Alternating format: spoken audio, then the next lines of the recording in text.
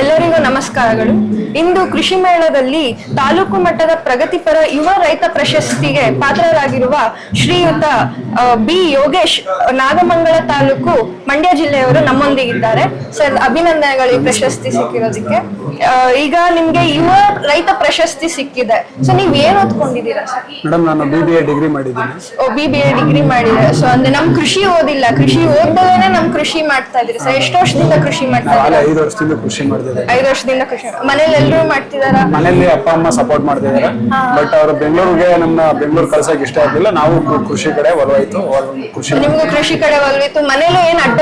ಮನೇಲಿ ಏನೋ ಅದ್ ಮಾಡು ಇದ್ ಮಾಡು ಅಂತ ಏನೋ ತೊಂದರೆ ಕೂಡ ನಾವು. ಬಟ್ ಬೆಂಗಳೂರೆಲ್ಲ ಇಷ್ಟ ಆಗಿಲ್ಲ. ಅದರಿಂದ ಏನಾರು ಒಂದು ಹೊಸ ಮಾಡೋಣ ಅಂದ್ಬಿಟ್ಟು ಕೃಷಿದೇ ಮಾಡ್ತೀವಿ. ಮನೇಲಿ ಅಪ್ಪ ಅಮ್ಮನು ಕೃಷಿ ಮಾಡೋರು, ರೈತರೇ ಅವರು ಕೂಡ.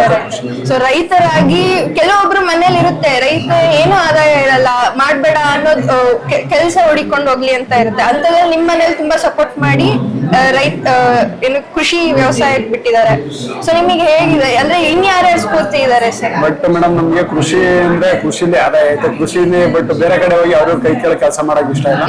ಇದು ನಾವು ಎಷ್ಟೊತ್ಕಾರ ಮಾಡ್ಬೋದು, ಏನಾರು ಮಾಡ್ಬೋದು. ಕೃಷಿಲಿ ಮೇನ್ ಕಾನ್ಸೆಪ್ಟ್ ಬಂದು ಸಾವಯವ ಈ ರೀತಿ ಎಲ್ಲ ಮಾಡ್ಕೊಂಡ್ರೆ ಆದಾಯ ಐತೆ. ನಾವು ಮೇನ್ ಆರ್ಗಾನಿಕ್ ಕಾನ್ಸೆಪ್ಟ್ ಇಟ್ಕೊಂಡ್ ಮಾಡ್ತಿದ್ವಿ. ಈಗ beginning, but just beginning. Main organic ಮಾಡ್ತಿದ್ವಿ. ಕೃಷಿಲಿ ಆದಾಯ ಐತೆ ಮೇಡಮ್, ಅದರಿಂದ ನಾವು ಅಲ್ಲೇ ಮಾಡ್ತೇವೆ. ಏನೇನ್ ಬೆಳ್ಕೊಂಡಿದ್ದೀರಾ ಸರ್?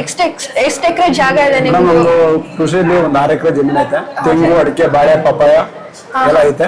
ಬಟ್ ಮೇನ್ ಆಗಿ ಇವಾಗ ಕೋಕೋ ಈ ತರ ಎಲ್ಲ ಮಾಡ್ತಿದ್ವಿ. ಕೋಕೋ, ಕಾಫಿ, ಏಲಕ್ಕಿ ಈ ತರ ಎಲ್ಲ ಮಾಡ್ತಿದ್ವಿ. ಅರಣ್ಯ ಜಾತಿ ಸಸಿಗಳೈತೆ. ಎಲ್ಲ ತೋಟಗಾರಿಕೆ ಐತೆ. ಅರಣ್ಯ ಎಲ್ಲ ಹಾಕಿದ್ದು ಮಾಡಿದ್ವಿ.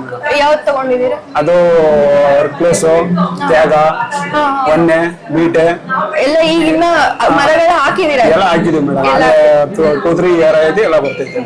ಸಾವಯವ ಕೃಷಿ ಅಂತ ಅಂದ್ರೆ ಸರ್, ನಿಮಗೆ ಅದ್ರ ಬಗ್ಗೆ ಏನಿದೆ, ನಿಮ್ ಪರ್ಸೆಪ್ಷನ್ ಏನಿದೆ? ಮೇಡಮ್, ಆಲ್ರೆಡಿ ಈಗ ನಮ್ದು ಹಿಂದಿನ ಕಾಲದಿಂದ ಎಲ್ಲ ಆರ್ಗಾನಿಕ್ ಯಾರು ಯಾವ ತರ ಬೆಳೆಸಿರೋ ಅವರು ಒಂದ್ ಸ್ವಲ್ಪ ಗಟ್ಟಿ ಮುಟ್ಟಾಗಿದ್ರು ಹಿಂದಿನ ಕಾಲದವರು.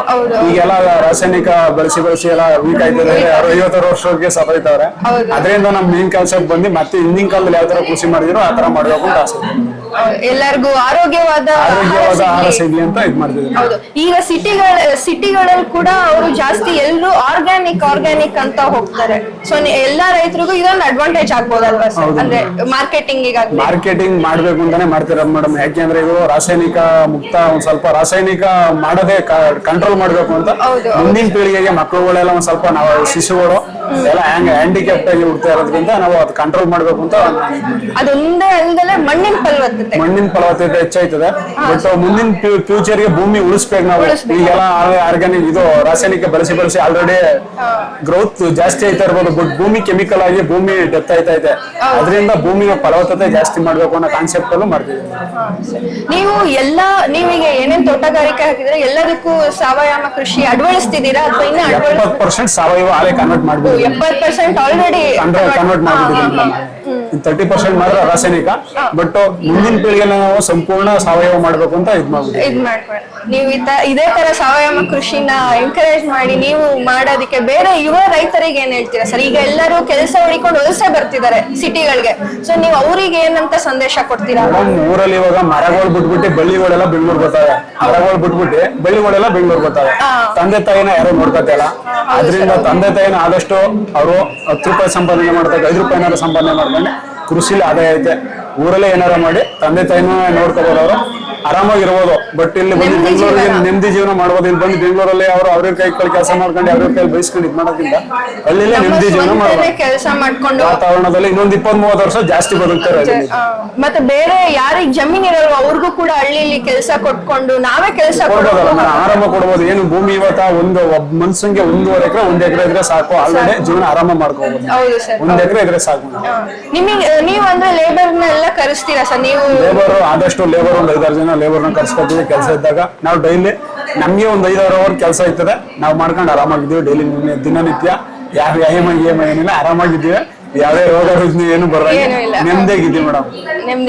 ಸರ್, ಈಗ ನಮ್ಮ ಕೃಷಿ ಮೇಳದ ಥೀಮ್ ಬಂದು ಕ್ಲೈಮೇಟ್ ಸ್ಮಾರ್ಟ್ ಅಗ್ರಿಕಲ್ಚರ್. ಅಂದ್ರೆ ಡ್ರೋನ್ ಆಗಿರ್ಬೋದು, ಏನೋ ಒಂದು ಟೆಕ್ನಾಲಜಿ ಯೂಸ್ ಮಾಡಿ. ಅದೇ ತರ ನಿಮ್ಮ ಜಮೀನಿಗೆ ಏನೇನು ಆವಿಷ್ಕಾರಗಳನ್ನೆಲ್ಲ ಯೂಸ್ ಮಾಡ್ತಾ ಇದ್ದೀರಾ ಸರ್? ನಮ್ದು ಟಿಲ್ಲರ್ ಐತೆ, ಟ್ರ್ಯಾಕ್ಟರ್ ಐತೆ, ಎಲ್ಲ ಚಾಪ್ ಕಟ್ರ್ ಐತೆ.